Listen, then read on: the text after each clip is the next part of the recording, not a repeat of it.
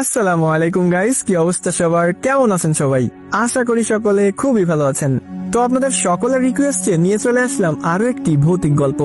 আশা করি গল্পটি আপনাদের কোনোভাবেই হতাশ করবে না। এটাকে শুধুমাত্র গল্প বললে ভুল হবে। এই গল্প শোনার পরে আপনি চলে যাবেন ভয়ের চূড়ান্ত পর্যায়ে। তো আর দেরি কিসের? আর কথা না বাড়িয়ে চলুন ঘুরে আসা যাক ভয়, রোমাঞ্চকর এবং রহস্যের দুনিয়া থেকে।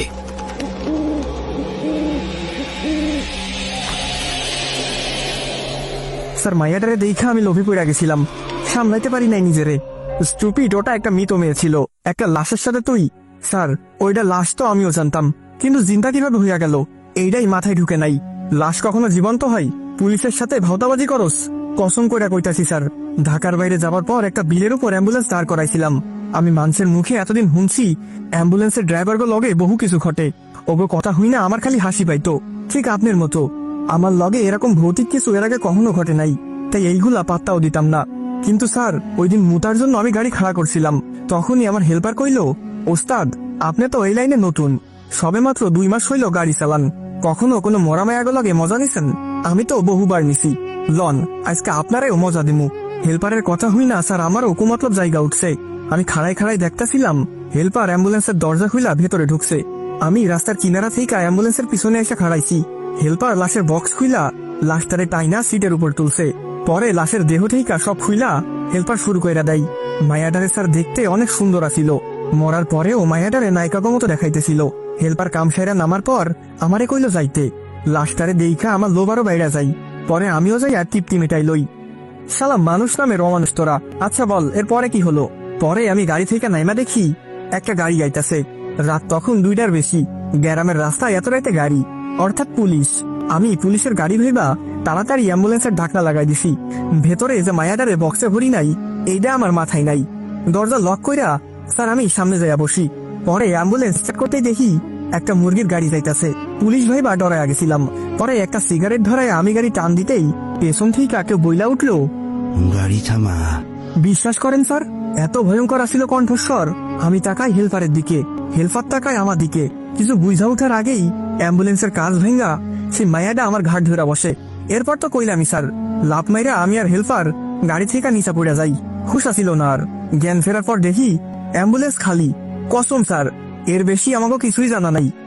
ইন্সপেক্টর জয়নাল পুরো ঘটনা শুনে কিছুক্ষণ চুপ থাকে। সকাল থেকে ড্রাইভার আর হেল্পারকে ডান্ডা পেটা করে হাতা কাটা গেঞ্জি আর হাত প্যান্ট পরিয়ে বসিয়ে রেখেছে। পুরো থানা যখন নীরব, তখনই থানায় ওই মরা মেয়েটার পরিবার উপস্থিত হয়। ইন্সপেক্টর জয়নাল ব্যাপারটা নোটিস করার আগেই মরা মেয়েটার বাবা অর্থাৎ আকবর সাহেব চিল্লানি দিয়ে বলে, আমার মরা মেয়েটার লাশটাকে কোথায় লুকাইছস বল। এরকম ধমক দিতে দিতে আকবর সাহেব দৌড়ে এসে ড্রাইভারের কলার ধরে। ইন্সপেক্টর জয়নাল ব্যাপারটা সামাল দিতে চাইলেও ব্যর্থ হয়। আকবর সাহেব প্রচুর রেগে আছেন। উনি ধস্তাধস্তির মধ্যে ড্রাইভারকে আরো কয়েকটা লাঠি আর ঘুষি মেরে দেয়। এসব দেখে থানায় উপস্থিত বাকিরা এসে হাজির হয়। সবাই আকবর সাহেবকে সামাল দিয়ে বসাই। উনি চেয়ারে বসে এবার হুট করে কেঁদে দিলেন। কান্না কান্না স্বরে তিনি বলতে লাগলেন, আমার মেয়ের অকাল মৃত্যুটা এখনো মেনে নিতে পারিনি। কোনো রোগ নেই, কিছু নেই, হুট করে মারা গেল। আল্লাহ তার বান্দাকে তার কাছে নিয়ে যাই।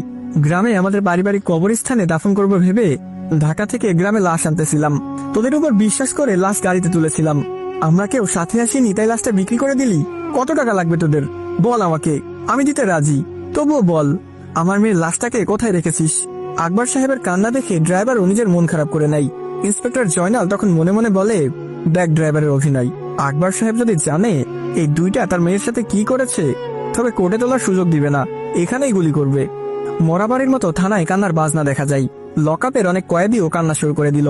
ইন্সপেক্টর জয়নাল এসব দেখে আকবর সাহেবকে বললেন, দেখুন সাহেব, অ্যাম্বুলেন্স অ্যাক্সিডেন্ট হয়েছে, ড্রাইভারের হেল্পারের আর গাড়িরও প্রচুর ক্ষতি হয়েছে। আমি বিষয়টা তদন্ত চালাচ্ছি। এই দুইটাকে তো আমি ঝুলাচ্ছি, আপনার মেয়ের লাশ বের করে আমি জানাবো আপনাকে। এরকম নানান টপিক আর যুক্তি বোঝানোর পর আকবর সাহেব মাতে রাজি হন। উনি থানা থেকে পরিবার নিয়ে বাড়িতে চলে যান। ইন্সপেক্টর জয়নাল ড্রাইভার আর হেল্পারকে লকআপে ঢুকিয়ে দিল। এরপর করিমকে বলে, আমার জন্য এক কাপ চা নিয়ে আসুন আমার কেবিনে। করিমকে চায়ের নির্দেশ দিয়ে জয়নাল সাহেব চলে যান নিজের কেবিনে। করিম কিছুক্ষণ সময় নিয়ে চা বানিয়ে চলে গেলেন জয়নাল সাহেবের কাছে। টেবিলে চা রেখে করিম চলে আসবে, তখনই পেছন থেকে জয়নাল ডাক দিয়ে বলল, আপনার কি মনে হয় ড্রাইভার আর হেল্পার সত্য বলছে? সত্যি কি অ্যাক্সিডেন্ট হওয়ার পর লাশ গায়েব হয়েছে? আর লাশটি কিভাবে জীবন্ত হয়? এসব বানোয়ারি মনে হচ্ছে না আপনার? করিম সাহেব জয়নালের কথা শুনে থমকে দাঁড়াই। এরপর পা ঘুরিয়ে পেছনে তাকালেন।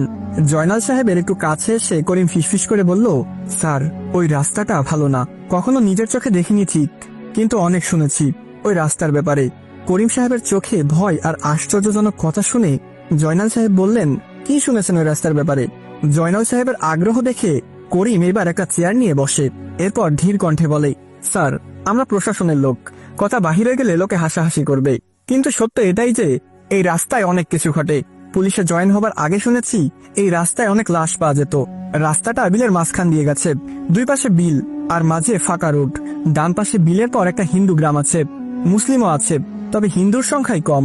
আর ডান পাশে বিলের পর কিছু ঘন গাছপালা, এরপর একটা ছোট নদী। আগে হিন্দুরা ওই নদীর কিনারায় লাশ পোড়াতো। শ্মশানঘাট আগে থাকলেও এখন হিন্দুরা ওখানে লাশ পোড়ায় না।